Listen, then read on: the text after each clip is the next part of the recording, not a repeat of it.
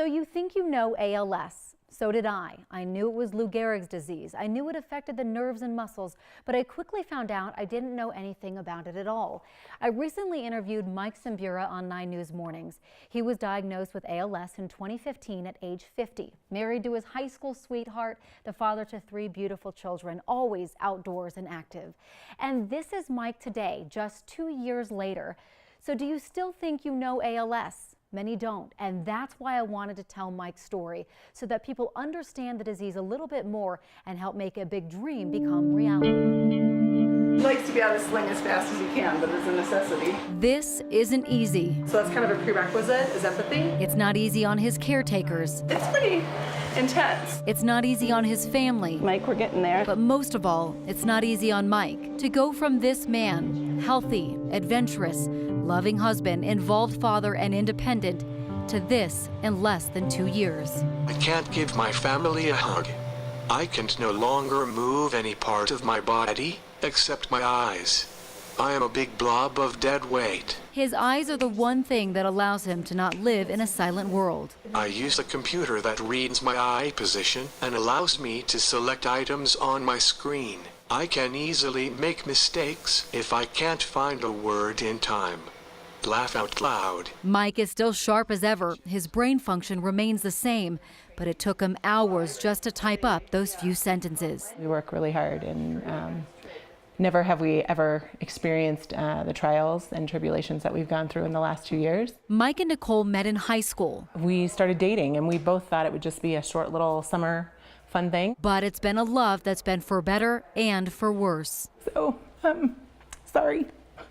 We just had our 24th anniversary, so I'm just extra emotional about it right now. Mike was diagnosed with ALS in January 2015. But it was absolutely devastating.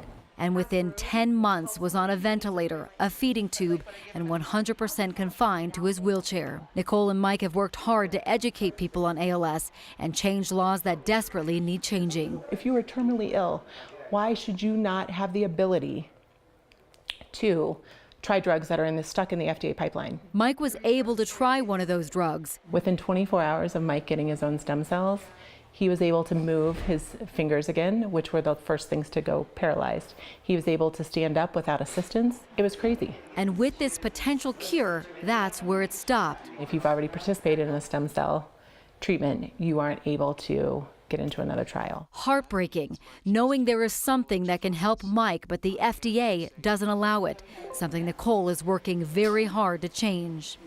Many people think they qualify or get assistance from Medicare or Medicaid.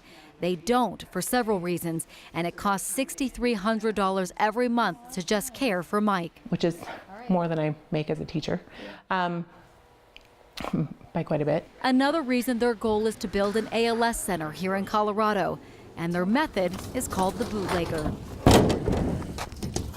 It's a bike Zach Yendra made for Mike. I knew we were going to go real fast. In a little more than a year, Mike and Zach have biked hundreds of miles together in races like the Death Ride Tour. 2, 3. Push the legs back in. All to raise awareness and money for the center.